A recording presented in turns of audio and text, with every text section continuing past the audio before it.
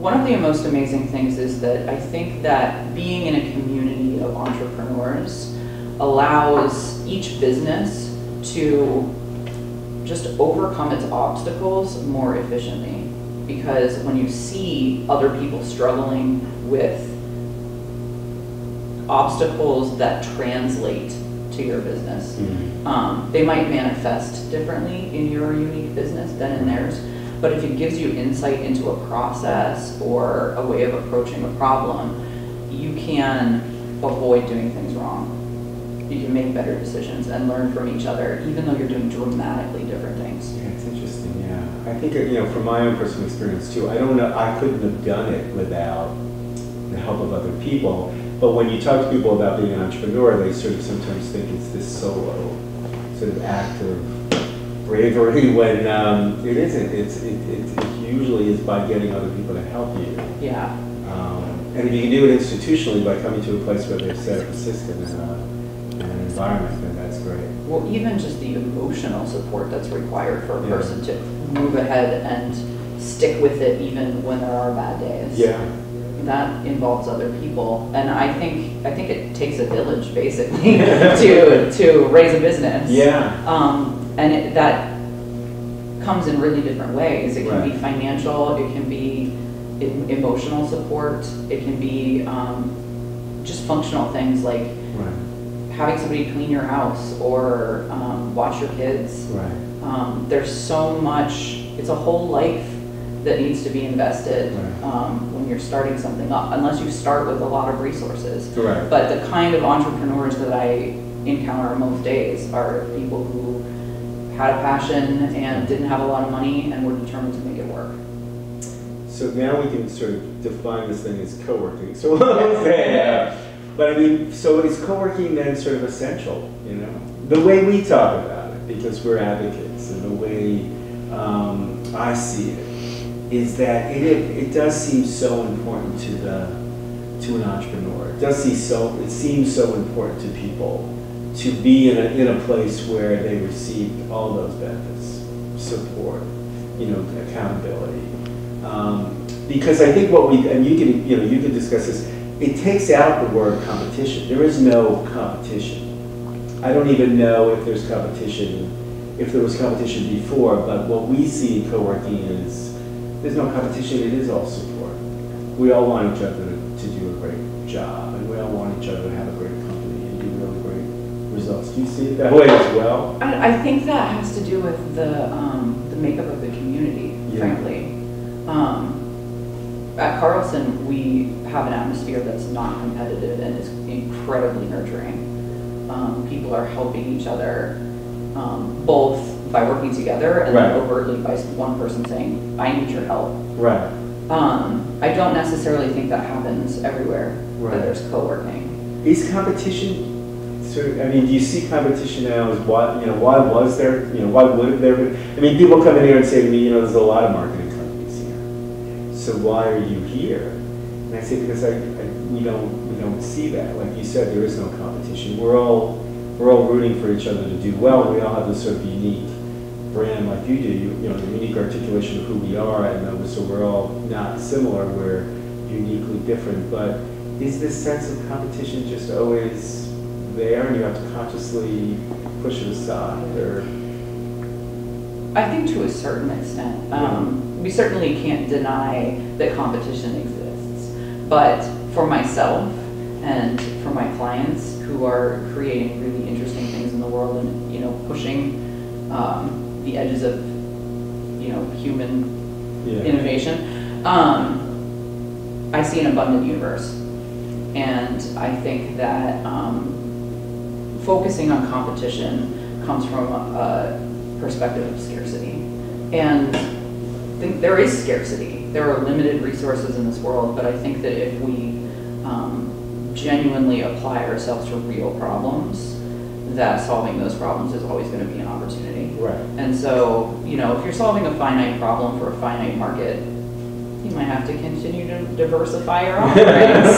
Maybe you're competing with yourself by making, the limit of your offering too narrow. So a place like Carlson, then, why do you think it's succeeding in giving entrepreneurs exactly what, the kind of environment they need? Do you think it's because, like you said, we've all bought into this true intention of support, lifting each other up, really, truly wanting everyone to be successful? Do you think that's the community, that's what a community has to do, has to understand that if you're not like-minded in that sense, then you're just in a large coffee shop? Exactly. It is written into the DNA of the cowork, right? We have this formula. Right. Community plus collaboration plus capitalism equals growth. Those guys right? would be so happy. But no, I think that my take on this might be a little different than other people, and I know that Chris Cooley has touched on this. But I think that buy-in to the culture of the place is unique to the types of people who sign up and decide to come here. But I also think that the role of landsmen in the community is really interesting because most coworks, which now we're seeing numbers, a lot of coworks fail. Right. Most coworks are focused on the real estate first because if you don't have a space, you don't have a shared space. Right. Sharing the space is key, that's the goal, but the space functionally has to exist in order for people to share it. Right. And I think that's a struggle for people who are just at the level where they're starting up their businesses. If they can already afford their own real estate, they don't really need to do this co-working thing. And I think you have to be really devoted to the vision of co-working in order to start a co-work. So I think that a lot of co-works fail because they constantly have to be managing the bottom line and the rent. And there's, rising real estate prices and all of these things that can impact that. In our situation with the support of landsmen, they've deliberately kept the rent at a place where we can all afford it. They created deliberately a place where businesses could grow, and with that comes this assumption that these businesses need to grow and don't have a lot of resources.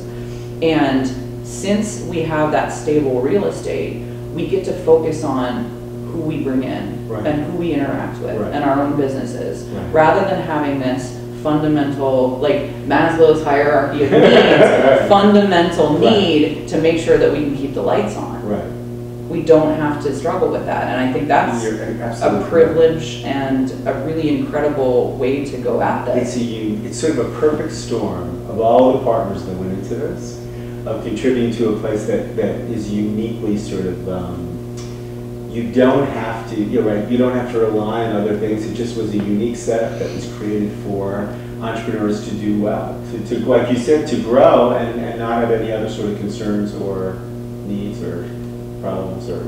It's unique. Like we have the built-in stability of the property owner, and in most situations, like we work that have the stability of the real estate partner, they're not focused on the community. They're focused on volume, churn, getting a lot of people in and out, having a bunch of memberships, like Planet Fitness, like you do that on volume. And here, each of us entrepreneur members, we don't have the extra job of keeping the co-work open.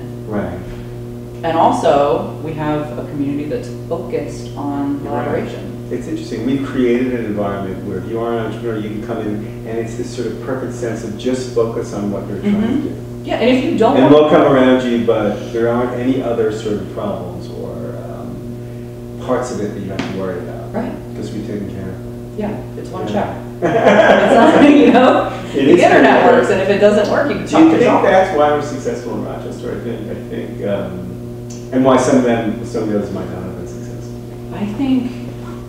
Well, I don't actually know the background of that many that have started in Rochester, but I do think that's a big part of our success. But both of those things, the focus on community and the devotion that people have to, be part of what everyone else is doing. And then also the stability that the place actually has. Because it's amazing how no one really has ever, most people come here and they never really. So we have this sort of really nice community that's got to know each other. But there probably have been lean months Right. But if there was a lean month where, you know, if you and I got together and we're paying the rent and one of us had a bad month, Right. you would be like, I need to find somebody else or we're closing. Right. If there was a lean month, I don't know about it. Right, right. Because that's sort of kept. This place has the flexibility to have That. the fluctuations of entrepreneurial life Right. without it threatening the ecosystem. And that's the great sort of supportive management development, yeah, and just having people who are just focused on this end goal of like, we have to create a great place for people to come to. It's a multiple bottom line. it's a multi, yeah, which is great because that usually doesn't happen. One of the things that jumps out to me though is just the diversity of people that I get to interact with. Yeah. You know, having been involved in branding at a high level, I'm pretty used to getting to see a lot of different types of businesses and people. Yeah. But here, people are doing a dramatic diversity of things with their time and come from all kinds of different backgrounds. And getting to spend time, like run into those people in the cafeteria, Right. that's unusual. knowing people's names and being able to ask someone, you know, who works for a huge corporation, someone who's, you know, a remote employee for a company in New York that has 10,000 employees, Right. or go to somebody who's like just hasn't sold their first thing yet. Right. Getting to talk to all of those people consistently in one place is pretty amazing. Yeah.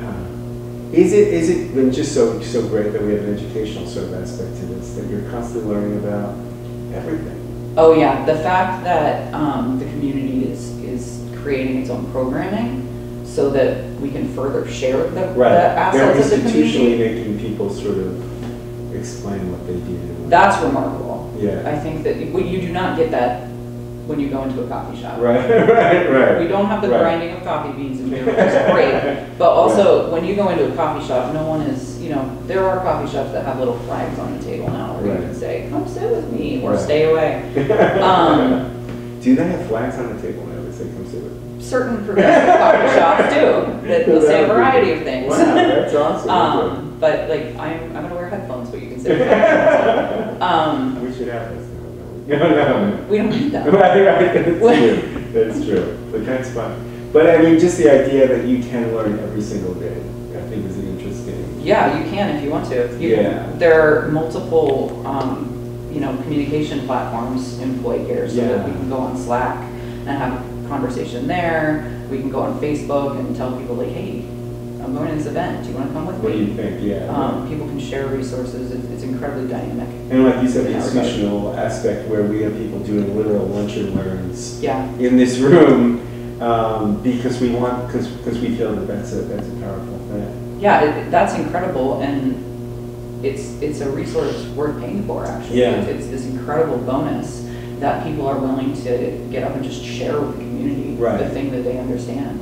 But then I think they see it as this two-way, return on investment, because if you give a lunch and learn, you're probably getting back input and feedback that somehow will help you be better. That certainly worked that way for me. My lunch and learn here was really my first foray into public speaking, period. Which was a goal but that you were I set. awesome. I remember you were great. I was the best. Yeah, you were very good. Well, thank you. We're concluding our episode number 2 with the great Jessica.